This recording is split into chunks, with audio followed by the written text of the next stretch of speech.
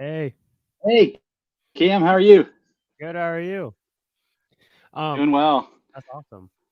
Thanks for coming on the podcast. I'm excited. Yeah, absolutely. I got to warn you, I just did my 40P test, so I'm sweating like crazy. I just did my FTP test. I just did my baseline for the year, so hopefully it's okay that I'm sweating a little bit. No, that's okay. Yeah, we can't see it, Okay. so it's all good, and we Okay, can't good, smell you. cool. So could you give a summary of who you are to everyone and what you do? Yeah, absolutely. So my name's John Trainor, and I'm the CTO Wahoo Fitness.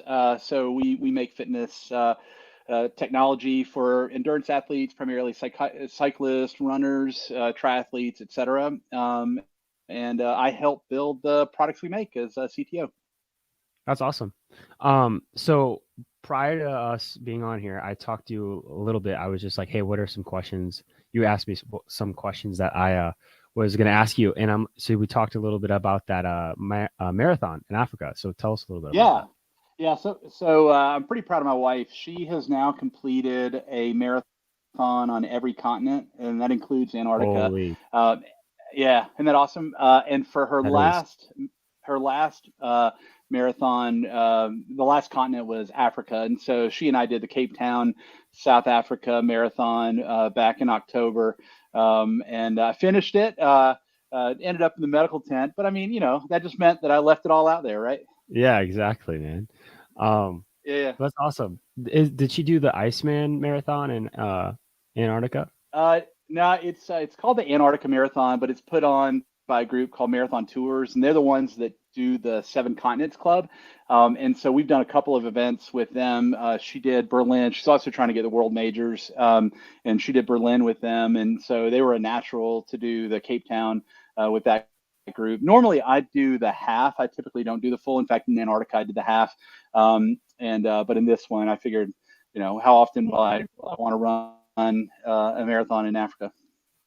That's awesome. So did you run like Yeah, a training regimen for that, and were you just kind of like, let's just go yeah. as hard as I can for 6 months prior? No, yeah, I did, and I trained pretty well for it.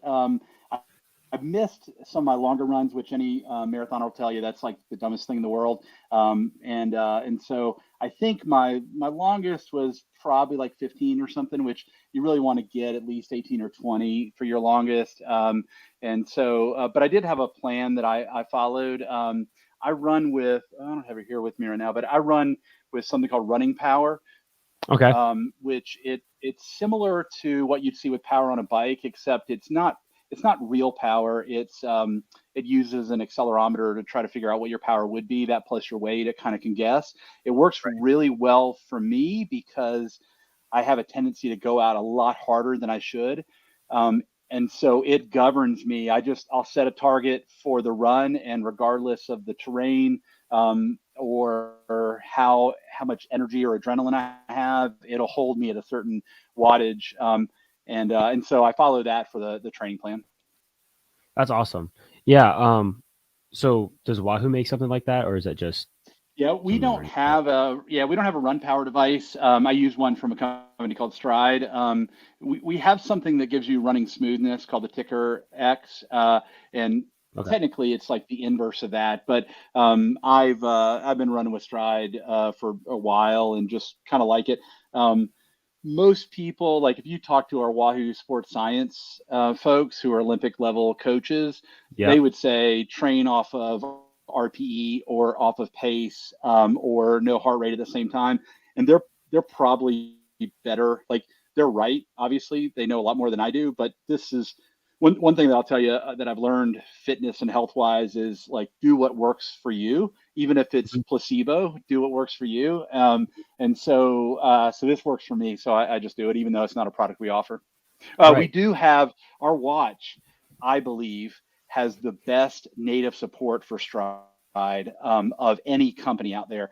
Better than what Apple Watch does, better than what Garmin does. They don't. Neither one has native support. We have full native support, and so I run my structured workouts for running off of here. It tells me exactly where I should be within the range of wattage, simulated wattage, and if I'm outside of the range, it'll tell me, and it keeps me really locked in on my training plan with any kind of interval training, etc. Now explain what that is in a little bit more depth. Like what does that do, and how does it track that Yeah, that yeah, si- yeah. So if I have a run workout, then I will have a certain duration, obviously, and then based upon the intention of that workout, if that workout is one that's to build like base miles at like a zone 2, kind of a low moderate level, then it'll just probably do a little bit of a warm up, and then it'll just hold that zone 2 for a while and then down. And what that allows me to do is it'll warn me if, hey, you're running a little bit harder than you should, or you're running a little bit under what you should. And so a lot of my miles for marathon training are what you would call base miles. So just a lot of steady, consistent, not killing yourself, not getting injured kind of miles. Then the ones that you just hate to do, which are the more high intensity ones. So you've got some like interval or fartlek style workouts. And so what the workout will do there is they'll say, okay, do like your 5 minute warm up, and then it'll alert you and say, hey, 5 seconds left, you're about to hit an interval. Go at like zone 4 at so if my critical power is like kind of like your bike FTP. So my critical power is 370 right now on that. It doesn't really mean anything because it is simulated, but it's how I judge my general running fitness. So if I'm going to be doing an FT or critical power based workout, it may say go between 350 and 380 or something. Stay within that range for 3 minutes and try to hold that, and then come back down and do 270, and then come back up. And so it prompts me to do that for the duration of the workout. That's awesome. Yeah, that's like a wattage meter on a bike. So Yeah, that's it's simulated. exact Yeah. same thing. Yeah, and so like we have our power pedals, our PowerLink power pedals for road bikes, Mm. and we do the exact same thing on our bike computer. So we do fully support it on bikes. We've got our PowerLink power pedals, and then when I ride outdoors, I'll do the exact same thing, but instead of with my watch, I'll do a structured workout with my bike computer, and it'll say go harder, go a little bit less. In the case of our bike computers, I'll follow our 40p, which is more than just FTP. So you've got your traditional FTP, your 20-minute effort, or your 95% of 20-minute effort. We have 40p, which gives you 4 different dimensions that kind of tell you. In fact, the test I just did told me I'm a pursuit is my rider style, and so it's got a 1 second. I'm sorry, 5 second, 1 minute, 5 minute, and 20-minute power, and so that those dimensions give you a better picture of how you are as a cyclist overall. Yeah, that's awesome. Okay, cool. Yeah, I Yeah. definitely need to get on to I train on your guys' kicker snap trainer a lot. And Nice, nice, like nice. right With your before mountain this. bike, or No, I've had this old. I don't even know what it's a.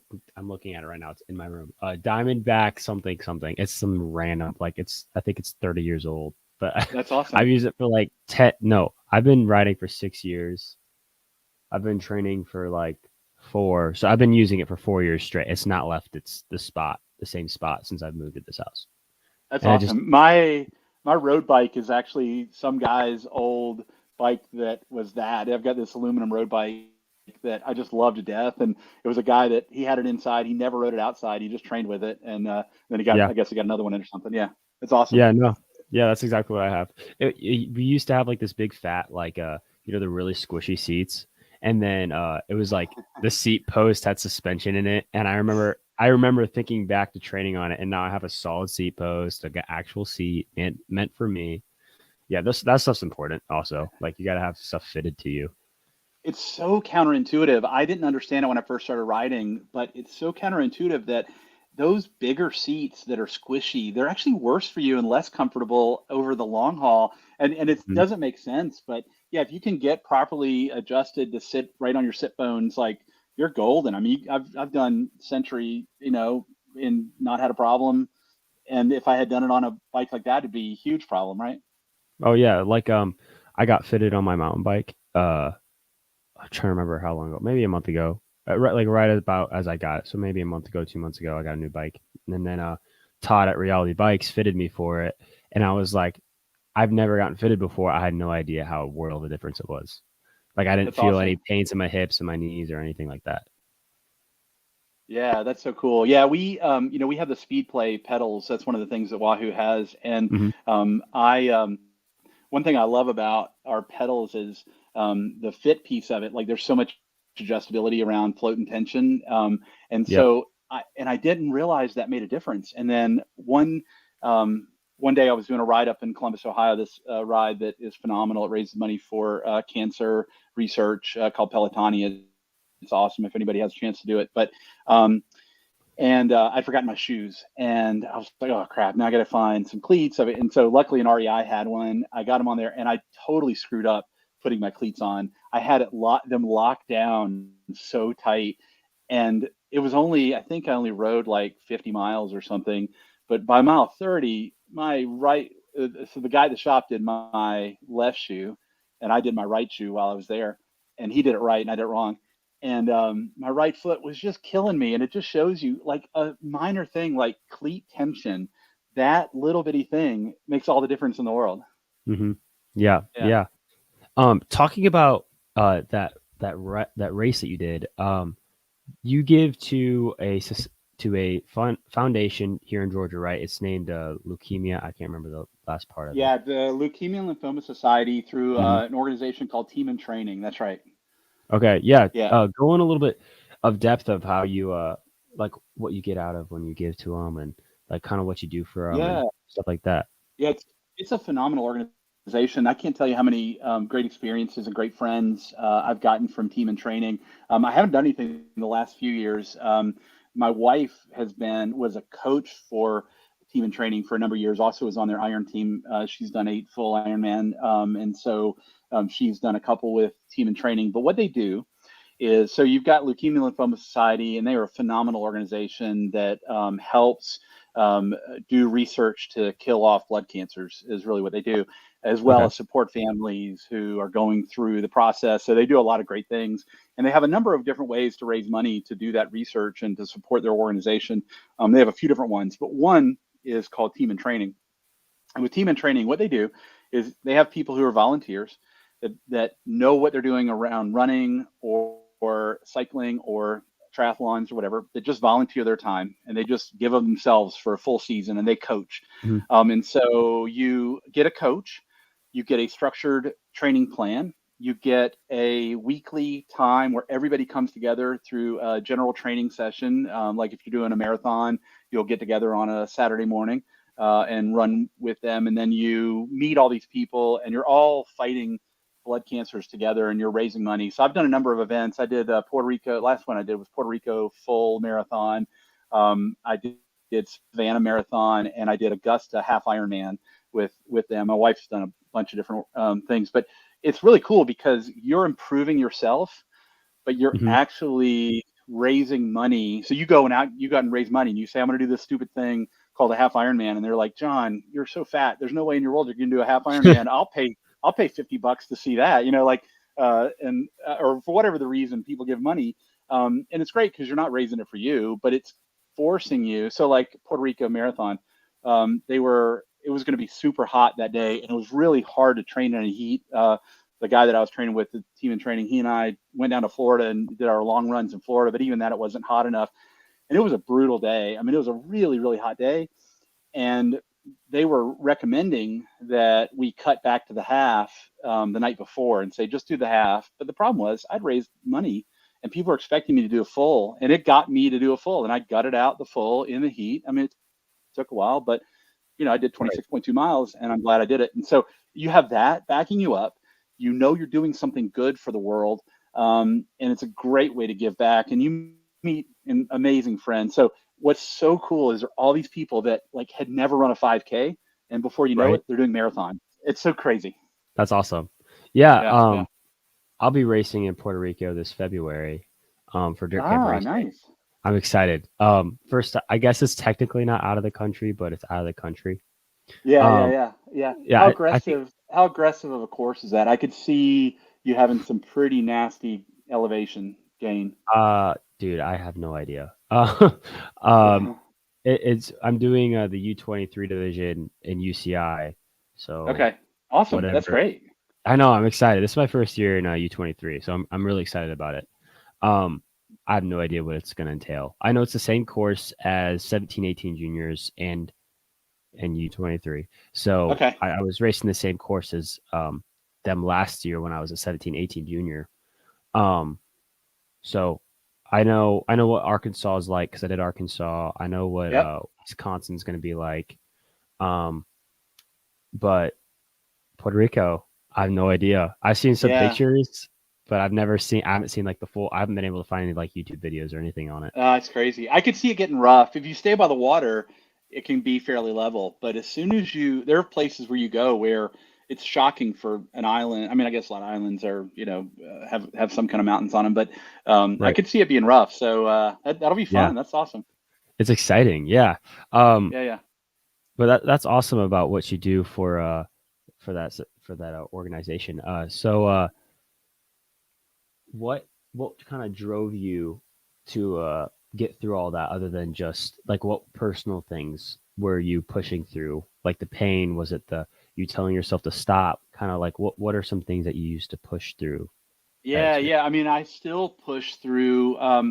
It's interesting, and you experience it all the time. You'll have days where everything's clicking, Hmm.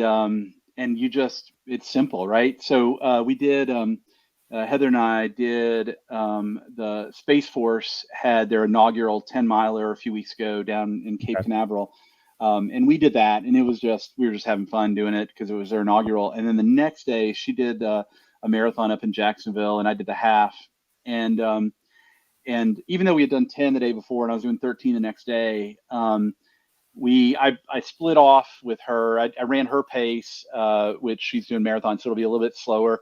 I ran her pace for the first 8 miles, and then I had 5 miles to finish up. And I was like, you know what? I wonder how hard I could push myself Right. for those 5 miles. So it was like it was a game. I wasn't gonna win the Mhm. race. I never win the race, but like I just wanted to see what I could do. Like what could I do for myself? And sure enough, like everything clicked. It was one of those days where everything clicked, and I crushed it. Well, I mentioned I had one of the longer training runs. I live in Roswell, Georgia, and I did this run that was a mixture of trail and road for one of my longer runs for Cape Town. And 7.5 miles in, I was done. Like I didn't even know if I could get back home because I just did an out and back, and I was like, holy crap, I can't get back. I was arguably then in better shape than I was a few weeks ago when I did this, and I don't know what causes that. There's so many factors, right, that they know Mhm. of. But so to me, running or cycling or triathlons, it's I'm rarely on the podium unless they have like age group Clydesdale and there are only four people competing and the other guy was limping. Like I'm not going to get on the podium, but it's I know if I'm working hard and I know if I'm pushing myself and I know if I'm doing better than I did last time. I've set up some OKRs, objectives and key results for this year. And one of my objectives, one of my personal objectives outside of work is to be more fit than I've ever been in my life. So I just turned 50. I've got a number of different key results that'll tell me whether or not I am more fit than I've ever been in my life. Well, like that's silly. I probably should have had that objective when I was your age, right? Yeah. But like, why not? Why not try to get more fit than I've ever been? I don't know how much of it I'm going to get done, but I'm going to work my ass off to get as many of those done as possible. Yeah, yeah, Or definitely. yeah, yeah, Yeah, like every day is a new challenge, and I know it is for you and it is for me. And I'm yeah. like, okay, how can I have a journal that I write down every year, and most years I forget about it, and then I'll look at it like 3 months later and be like, oh, and I'll be on it for a month, and I'll be off on and off. This year I'm like determined to stay on it. That's awesome. But yeah, like when you going through your daily life, what do you use to like grow, and what goals do you have that are like numerical that you count on to grow on? Yeah, yeah. So, as I mentioned, so I'm not like really a resolutions kind of guy, but Yeah. I am goals. These just happen to be aligned around the first of the year. But I like to establish a goal, and that goal might be while, when turning 50, knock out a marathon. In this case, the goal is going to be I've got a couple goals. One, I'm going to do the Chattanooga Half Ironman, and I want to be in the top 50%. So I know That's you're awesome. used to being in the top 1%, but I'm going to be, I'm going to try to be in the top 50%. So then I have a number of things that ladder up to that. I'm going to lose 30 pounds before that race. That'll help me Okay. be in the top 50. I am going to increase my FTP and my MAP by 10%. Which is why I just did the baseline test of with my full frontal F40P test a second ago. That's why I'm still sweating. And then my stretch goal is by the end of this year, I want to run a sub 2 hour half marathon. My PR was 3 or 4 years ago at 2 hours and 12 minutes. I'm currently running about a 2:25. So I've got to shave 25, 26 minutes off Oh, you could of do that. that. That's I not a think stretch. You so. got that.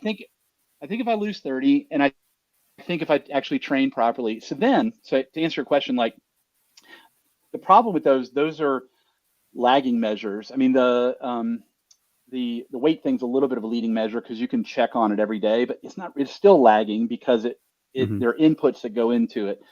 So now what I'm doing, and I actually built an app for this because I used to do it manually, like in spreadsheets, but I've got an app where I have key things that I want to do every day, and I give points to each one. Um, Okay. and then I just check those off throughout the day. So my very first one is how much sleep did I get the night before? I give myself a certain number of points if I hit 8 hours. If I fall below 6, I get nothing. So between 6 and 8, I get some points. Then I believe that I do better when I have a shot of apple cider vinegar. That's one of my check boxes. So I just do it, right? Yeah. Um, I have a slider on my macros. So I have a specific macro of carbs, protein, and fat that I want to achieve. And if I violate the carb one, then it decrements the most amount of points. If I have the checkbox for alcohol, it decrements some points. Hmm. If I'd fasted to lunch or fasted to dinner and did one meal a day, I give myself more points. If I hit my training plan for the day, so I think I got like 20 points for today because I just did my fitness test. So I do that, and then I just check my points. And I'll just show you and I haven't entered my points from doing the fitness test, but like you can see that, like I've got my daily points right here, and I'm so far getting better every day. I'll actually have less points today because I ate lunch because I knew I'd do my fitness test. But and yesterday I got kind of maxed out my points because I didn't eat lunch. So yeah, good stuff. Yeah. Yeah, definitely. I use the Whoop band. I never Oh turn it yeah, off. yeah, yeah, That's kind of my way of tracking that type of stuff. Um, yeah.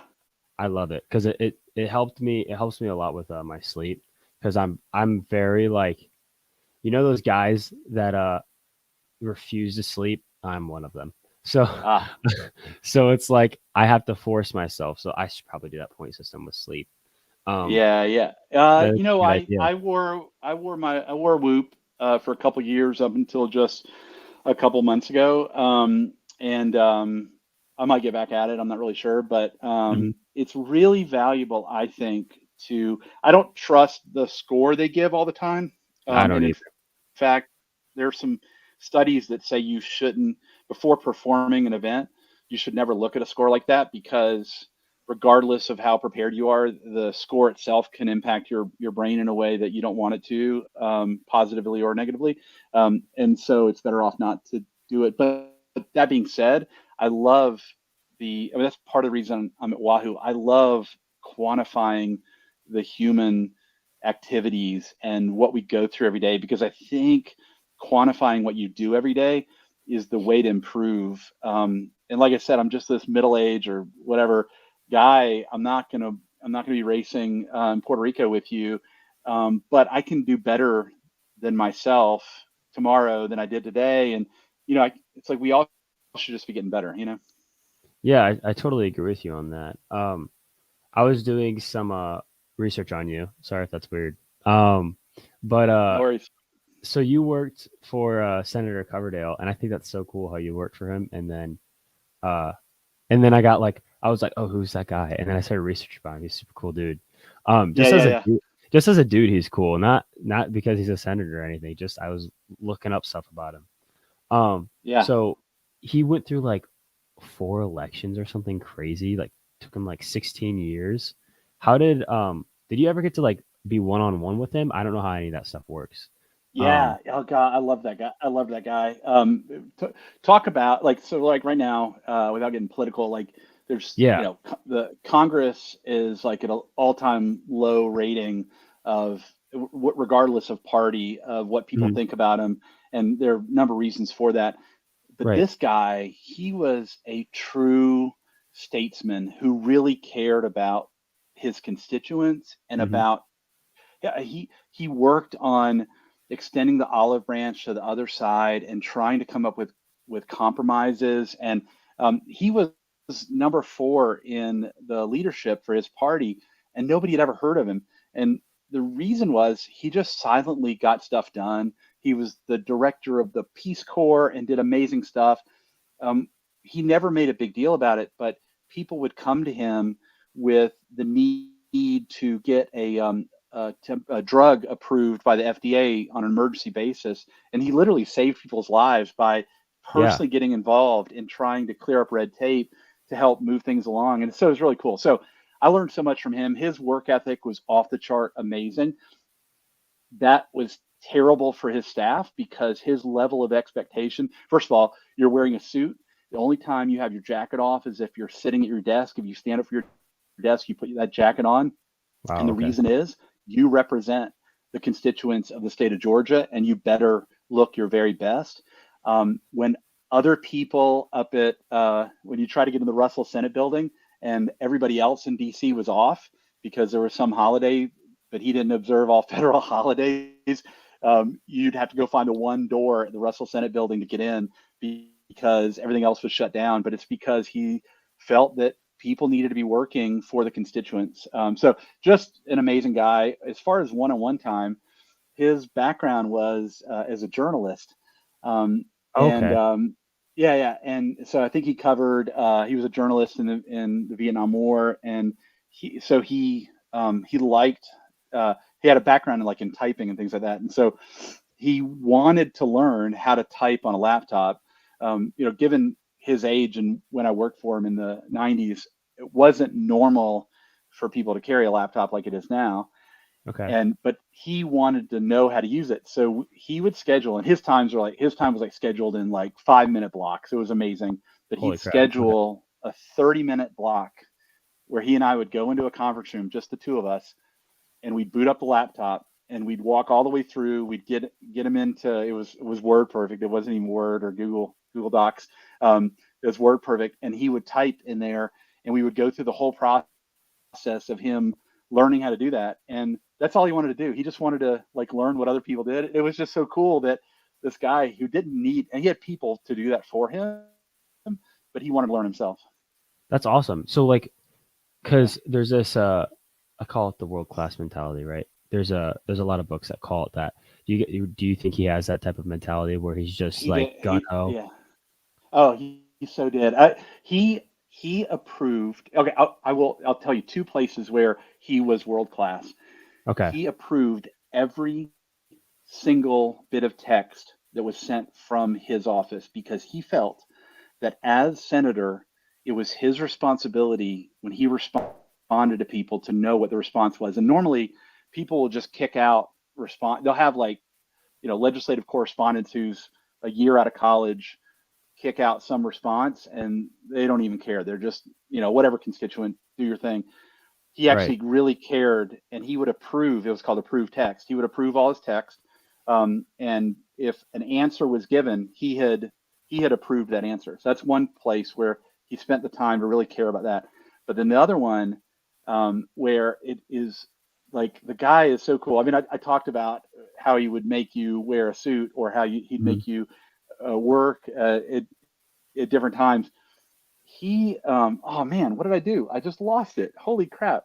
It was the best example of, oh, well, first of all, he also said, that people are spending too much in Congress. So he said he would give $1 million of his budget back. Now, $1 million of a congressman's budget didn't matter in the grand scheme of things, but it mattered to him because he made a commitment that he'd cost less.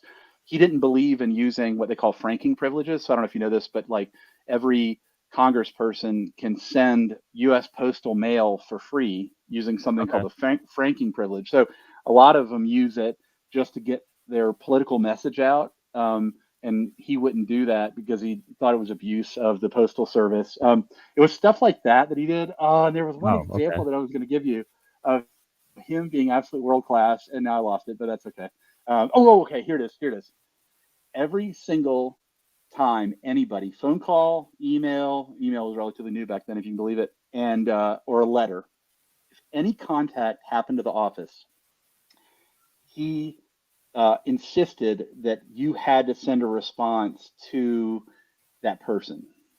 Okay. Oh, So okay. what that meant was when he was in South Georgia and somebody said, I contacted you about this problem and you didn't answer me, he was always able to say, we answered you, Huh. because he knew that they got an answer. Even if you sent a thank you note to him, he'd send a thank you note back to you, thanking you for the thank you note, because he never wanted ever to be a situation where a constituent was unanswered. Um, this was in like the mid 90s, and I did technology for him, and we built this system. We called it the bucket map. He Okay. believed that everybody in Georgia was important, not just Atlanta. You can just focus on Atlanta, Columbus, and Savannah and Augusta and kind of get reelected, Hmm. but it's getting to every county that really mattered. So we used a visualization of the state of all the counties. We Okay. took the population, we normalized by population, and he kept track of every visit that he did, every visit that any surrogate of his did, any news clipping, any event that he had. He kept track of that county by county. And then we made sure that we had a colored map called the bucket map that showed that he wasn't favoring one county, like Fulton County or Cobb County wasn't favored, that every county was getting equal visits from him or a surrogate. And it was just amazing that he did that. That is like awesome, awesome. Yeah, Yeah. yeah, Definitely that impact it probably had on you is crazy and immense. yeah, Because I mean, you spent yeah. 2 years, right? 2 years with him. Yeah, it was only 2 years. It was fairly brief. I was finishing up my electrical engineering degree at Georgia Tech, and I worked there full time while I was finishing up. And it was very brief, but I learned so much during that time. It was just amazing. I had a boss that she was the hardest person that you'll ever work for in your entire life. Um, I think that's healthy. I think it's really healthy to have a really tough boss, especially that time of your career, where you have to figure out how to work with somebody who's incredibly demanding. Hmm. And I grew so much just being able to do that. Yeah. Like I started working under the table at 10, which is not legal, so I got paid cash. I You beat remember, you beat and me. I was 14. You beat me. That's awesome. and then I remember the first job I ever got was landscaping. I did it for my neighbor. I got paid $100. I worked 10 hours that day. Um, Oh, that's actually great. Wow. No it was taxes. I mean, yeah, for being 10. yeah, That was awesome. So I was like, oh my gosh, I'm rich. But as I grew up, I remember when I was like 14, 15, I worked for Sean Bruner at Fresh Bikes. yeah, And he yeah, wanted his bike shop to be pristine. And he still does. And that's awesome. Like you want that.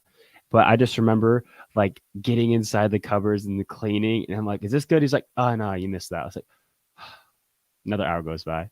Did I get it? that is Oh, awesome. yeah, kind of. Yeah. I just remember work. And I really remember that's how kind of my work ethic came from, was from that guy. And just being around people that you don't really necessarily want to work around because they work you so hard in the long Yeah. run is like, you couldn't repay them. Like, I just can't repay, yeah, I just can't repay him for that. Yeah, yeah. So this wasn't my first job technically. My first job at 14 was I sold ice cream at the Atlanta Zoo out of Oh, like one of okay. those little carts you push along that has And you won't remember what a chipwich is, but there was chipwich was like chocolate chip cookie with like ice cream and chips on it. And the deal was I was the best seller of anybody out there. I was like a really good Huh. salesperson, but they let you eat whatever ice cream you wanted. So I think they net loss on me for the day because I would just consume every chipwich that I could. That was like my skill there. No, so I worked at a grocery store, a little grocery store called Battle Foods in Marietta, and it was a grueling job, and it was bag groceries, did stock, and but I would not trade that experience for any other job. It taught me how to interact with every walk of life. It taught me how to be at work at 7 a.m. in the morning and maybe pull a shift that was 7 to 11 that day. I did that a number of times, like 7 to 11 p.m. And it Right. hurt to do that, right? But it's like it was such a formative thing. I still have a ton of friends that we just suffered through that, but it was Hmm. so awesome. I made 3.15 an hour, and but you get time and a half if you worked over 40 hours in a week, and it was great, and I learned so much there. I wouldn't trade that a bit. Yeah, and you're a really passionate guy, but what makes you super passionate about Wahoo? Like, what Okay, gets you to so wake up and make you so passionate yeah, about it? yeah, yeah. So I there are a couple things. So I love technology, and I've Hmm. loved technology forever.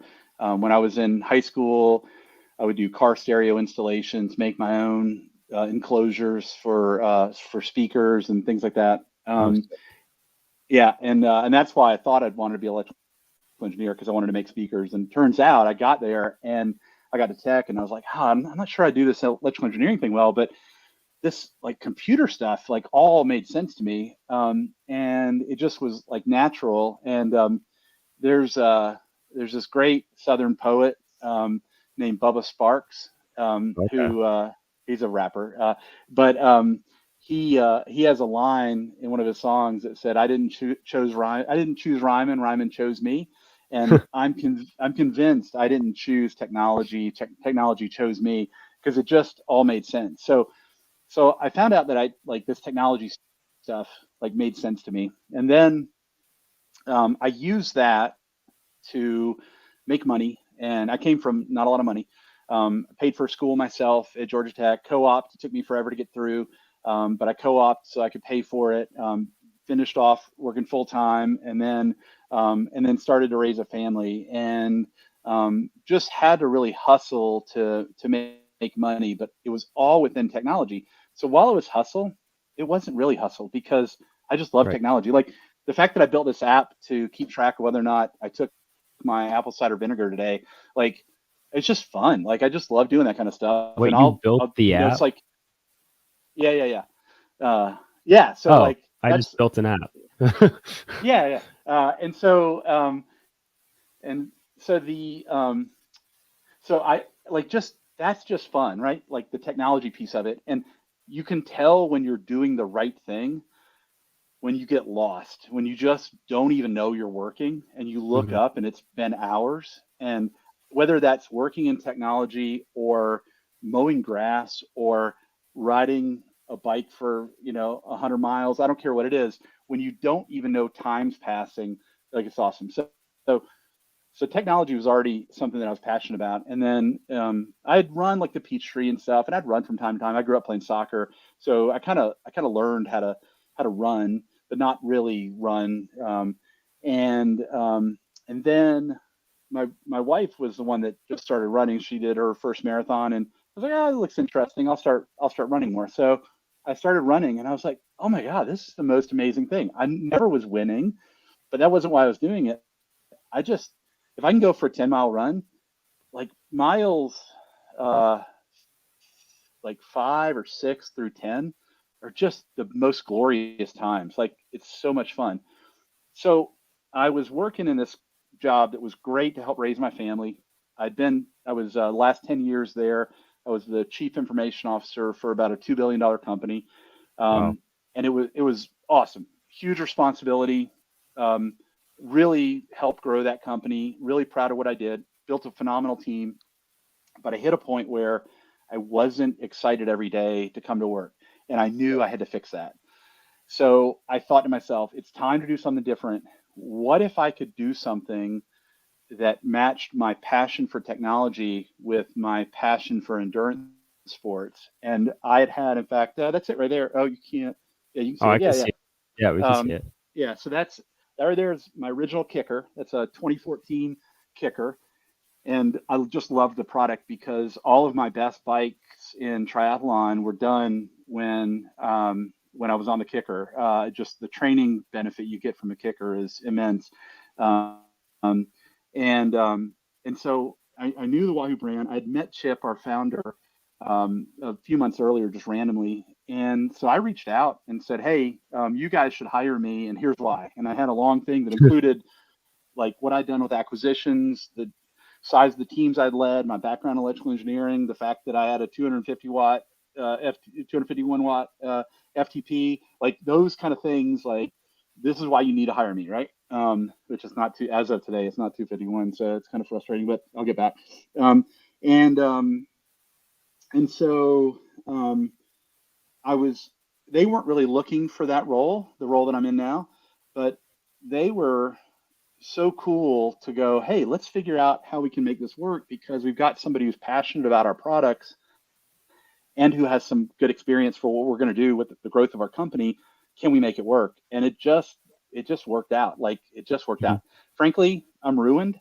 I can't work anywhere else. I just love working at Wahoo because I'm making technology that the world wants to have. Like when we were building power pedals, we were we probably could have released them about a year earlier, but we really really wanted to make sure that they were rock solid when it came to like waterproofing and things like that. So we held them, Mhm. and it just was the most painful thing. In fact, the power pedals on my gravel bike are the ones I got. They were the ones that were ready like a year before we launched. Okay. They're still kicking. They're still doing awesome. So we probably could have launched, but anyway, the whole time I'm like, the world wants these pedals. Like the world needs these pedals, and it's working somewhere where I know that the world wants and needs what we have, and that we make the lives better of people that will use these products. Like you just can't get a better job than that. Yeah, yeah, definitely. Like when I'm on the bike and I'm like, and I don't have like, the suffering, the intervals and all that stuff. It's just like absolute glory, especially when I'm racing. Oh my gosh. Any race is a World Cup race to me. It's That's like this awesome. weekend I have a C race. It's a go nuts race. And I already know I'm gonna be like, oh, here we go. Like you try to go into it easy, but yeah, it's Yeah, just I get what you're saying. It's time just flies, and it's just nothing is time is just non-existent in that moment. It's awesome. yeah, yeah, Yeah. yeah. And what I didn't know, like you don't really know this joining, but what I didn't know is how genuinely good everybody is at Wahoo. Just the people that I'm around are just genuinely good people, and they're aligned around the same. All the Wahooligans are aligned around the same mission of doing better, whether it's cycling or running or swimming or hiking or yoga. Like they're all just there to get better as a human being, and it's so cool to be around people like that. Yeah, my high school coach, Paul Lawler. I don't know what division he works in and Yeah, all that stuff. But yeah, he started working for you guys, I forget how long ago, maybe a year ago. yeah, And yeah, I love riding for that guy. He's so fun. He's a really yeah. hard coach, but he's a fun coach to ride for. Yeah, he's one of my direct reports, and he's Oh, he is? responsible for all of our. Yep, yeah, yeah, and he's responsible for all of our software at Wahoo, and so he's got a huge role. Software is key to everything we do, and he's the one responsible for it. And when I was talking to him a year ago about joining Wahoo, um, the those things that you're talking about being like, I could tell he was a good coach by hearing what he did as a coach.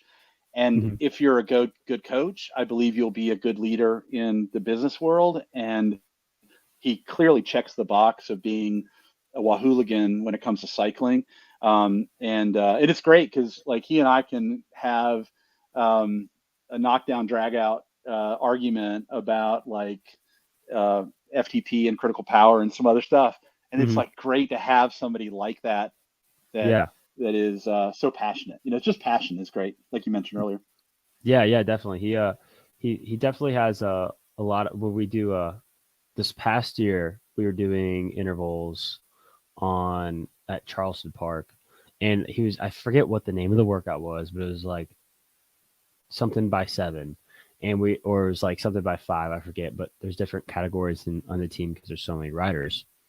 And I just remember those specific. I think it was like 30-second intervals. I forget. It's up this hill, the main hill there, and I just remember all that training really helped like sharpen my blade with my fitness.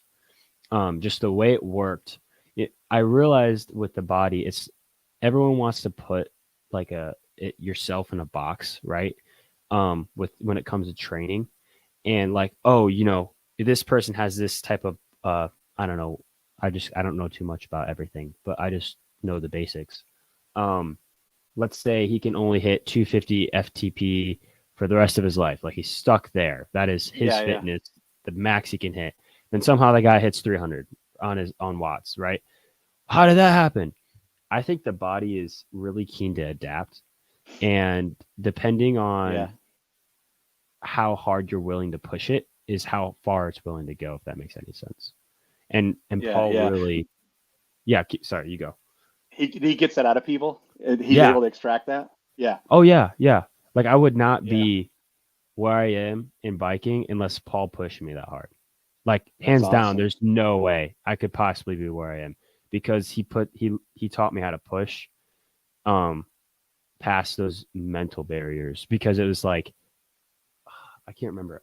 Anyways, yeah, I'm just gonna go on a rant if I keep talking, but you go. Yeah, no, that's awesome. Yeah, yeah. So our oldest son played college football, and I remember he called us one time from they had just done some kind of fitness test, and he called Heather and me. We were in the car, and he's like, "Hey, I just got my results from my fitness test," and they he like rattled off some stuff. He was at a point he might be able to do it now, I don't know, but he could bench 225 like 25 or 27 times, like Yeah. combine level. He didn't have the other stuff for the combine, but it's just crazy the strength that he has. Anyway, so his comment was he said, yeah, they told me that I have outperformed the genetics that I was given, which we like quickly thought like, wait a second, I think you just insulted your mom and dad. But like, I know what he's saying. Like, I had going in to college football, I had maybe this level, and that's what everybody thought. It's just your example of 250, and then wait, I did 300. Well, how did that happen? Well, I don't know. The body somehow got from 250 to 300, and in his case, he got from whatever they were measuring to that next level. Even in spite of the bad genes that I gave him. Yeah, yeah, no, I don't remember who told me this, but I remember I was driving with I've had so many coaches over the years, but I remember driving and this was I remember like 2 weeks later I stopped being coached by him for this reason. Um but we were in the car and I was asking him about something I like was looking up about and I learned some more things. He's like, "Yeah, Cam, I don't know. I don't know if you ever make it that high because I'm aiming to go to the Olympics. If not Nice. Paris, the one afterwards." And Okay. I remember him being like, and this was like 4 years ago, so like 6 year time frame. Like you don't know what could happen in that time. He's like, I don't know if you can make it, and I'm like, and I just remember being like so angry that he said it, and I'm like, you know what, I'm gonna do it. Just watch me. So then I remember That's saying awesome. something. Yeah, and I just the body can do whatever you want it to do. I think I really do think that. Yeah. May Yeah. not Yeah. scientifically say so, but I don't know. Yeah. Well, I'll check in with you if I can get my sub 2 hour half. That'll be half marathon. So we'll see if the body can really do whatever it can do. No, I really want to hear about that. Yeah, definitely. I Yeah. think you can Yeah. do it. I believe you can do it. We'll see. My dad's trying We'll to do a see. weight Yeah. cut Yeah. too. Hmm. Oh, yeah. Yeah. Yeah, I know what I need to do, and then I allow, you gotta just like allow yourself to, you gotta not allow yourself to be undisciplined. It's all about discipline at the end of the day, and just discipline's Mhm. freedom. If you talk to, Jocko Willink about it, he'll tell you discipline's freedom, and it's why I've built an app with a checklist that every day is telling me you better do this, this, and this, and it's okay if I slip up from time to time, like that negative points for. I love beer. I love different beers, and Yeah. I'll allow myself to have a beer, once a week. But I know I'm going Mhm. to take a points hit on it, so I better make it up elsewhere. So That's awesome. Yeah, I love talking to you today, and I appreciate you coming on. yeah, this is huge. This is awesome. And anytime you want to talk, I don't know if anybody would ever find me interesting, but hopefully they will. No, definitely. I think a lot of people find you interesting, man. Good, awesome, Well, good stuff. I appreciate you coming on. This is gonna be, if anyone wants to watch it, you talk to anyone about it, it'll be on the channel, on my YouTube channel. You could just type in my name and then type in your name to either, and it comes up. Uh, so yeah, I'm excited Cool, that man. you're. Thank you. Awesome. Thank you, Cam. Yeah. All right. I'll see you. All right. Bye bye. Bye.